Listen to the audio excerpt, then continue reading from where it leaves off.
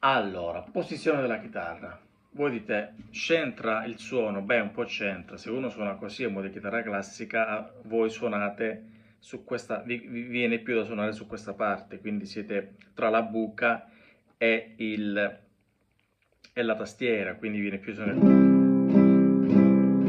Se suonate la chitarra con la gamba accavallata, vi viene più da suonare qui. Certo, poi è vero che uno sposta la mano destra, però se vedete alcuni video tipo Elvis o Johnny Cash, avevano la chitarra proprio qui.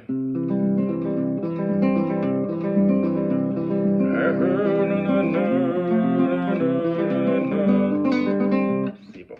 E loro erano obbligati a avere questo suono qua perché avevano il braccio qui, non potevano andare più in qua, perché alcuni dovevano proprio a volte tenere la chitarra così, quindi se tu tieni ecco, sto tenendo la chitarra così, con la destra, non ho nessun'altra colla, ok? Quindi a volte sembra di no, ma la posizione cambia il suono, cambia il timbro, perché se tu sei su una classica, sei piegato qui, ti viene spontaneo suonare qui. Poi anche puoi suonare qui, ma è stessa cosa sempre centrale perpendicolare alla testa, no? Quando suoni perpendicolare così alla testa. Se suoni così, più perpendicolare, cioè insomma la posizione della chitarra è importante, cambia il suono.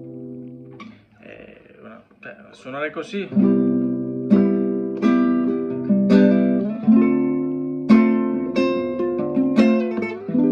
qua per suonare sempre la tastiera.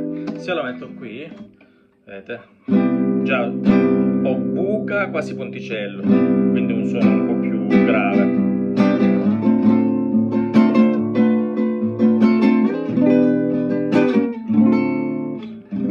Ok?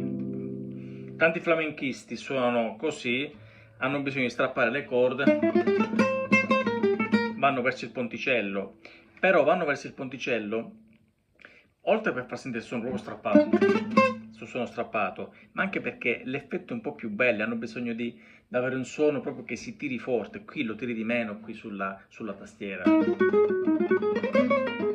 Invece qui lo senti più forte, e ecco perché mettono la porta la chitarra così, o la suonano così, cioè, insomma, quindi sia la posizione della chitarra, ma anche dove cade la mano, è molto importante.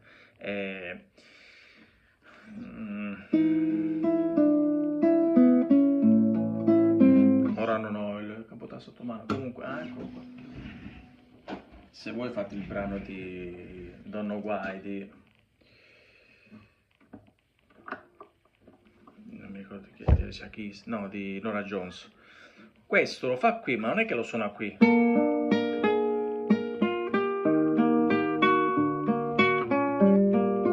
Ma lo suona qui, vedete? Suona più dolce.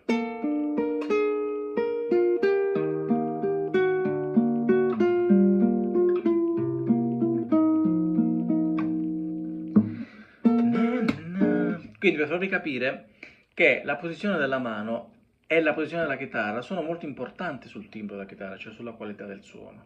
Quindi quando ho provato a suonare, io ho suonato in diversi modi, ma anche per i miei problemi di postura che ho avuto, ho dovuto cambiare modo di suonare, però insomma, alla fine cioè, la mano c'è. Mettete mi piace, ciao ragazzi.